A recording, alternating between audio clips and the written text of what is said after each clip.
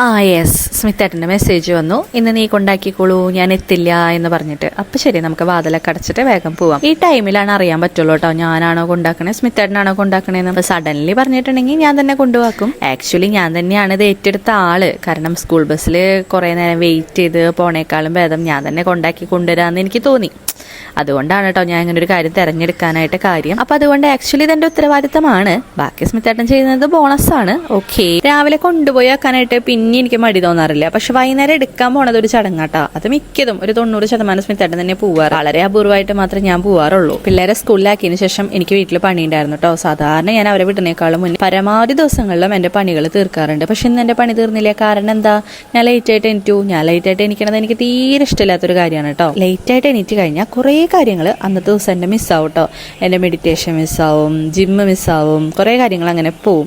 അതെനിക്ക് ഇഷ്ടമല്ലാത്തൊരു കാര്യമാണ്. പിന്നെ അന്ന് മുഴുവനും കുറ്റബോധം അടിച്ചിട്ട് അന്നത്തെ ദിവസം ഞാൻ തന്നെ നശിപ്പിക്കും. അപ്പം അത് അങ്ങനെ ചെയ്യുന്നതിൽ അർത്ഥമില്ല എന്ന് എനിക്കറിയാം. ആക്ച്വലി ജിമ്മിന് ഇടയ്ക്കും തലയ്ക്കൊക്കെ ആയിട്ടാണ് പോണത് കേട്ടോ. അതിൻ്റെ റൊട്ടീൻ നല്ല രീതിയിൽ മറികെടുക്കുന്ന ഒരു സമയമാണ്. മടി ഇങ്ങനെ നല്ല രീതിയിൽ കയറി നിൽക്കുന്ന ഒരു സമയമാണ് കേട്ടോ. നമ്മൾ എന്തൊരു കാര്യം സ്റ്റാർട്ട് ചെയ്ത് കഴിഞ്ഞാലും അങ്ങനെ ഒരു സിറ്റുവേഷൻ നമ്മുടെ ഇടയിൽ ഉണ്ടാവുമല്ലോ. ഉറപ്പായിട്ട് ഞാൻ അതിനെ ഓവർകം ചെയ്യും. കാരണം ഓവർകം ചെയ്തേ എനിക്ക് പറ്റുള്ളൂ.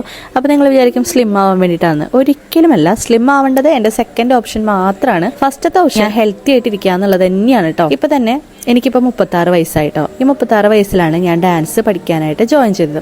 അപ്പോൾ ഫസ്റ്റ് ഡേ തന്നെ ഡാൻസ് കളിക്കാൻ വേണ്ടി ജോയിൻ ചെയ്ത ദിവസം തട്ടടവ് എന്ന് പറയുന്ന ഒരു സംഭവം, അത് ഡാൻസ് പഠിച്ചിട്ടുള്ളവർക്ക് അറിയാം. അത് 1 തൊട്ട് 8 വരെ നല്ല രീതിയിൽ ഒരു 2 hours നിന്ന് അവിടെ കളിക്കുക ചെയ്തു കേട്ടോ. അപ്പം ഞാൻ വിചാരിച്ചു വൈകുന്നേരം വീട്ടിൽ വന്നു കഴിഞ്ഞിട്ടുണ്ടെങ്കിൽ എൻ്റെ കാലിൻ്റെ പണി തീർന്നു തന്നെ എന്ന് വിചാരിച്ചിട്ട് നല്ല ടെൻഷൻ ഉണ്ടായിരുന്നു. അതേപോലെ വേദന എടുക്കും എന്നുള്ളതും എനിക്കറിയാം. അങ്ങനെ ഞാൻ വീട്ടിൽ വന്ന് നോക്കിയപ്പോഴേ എനിക്ക് അന്നത്തെ ദിവസം കാലുവേദനയേ ഉണ്ടായില്ല.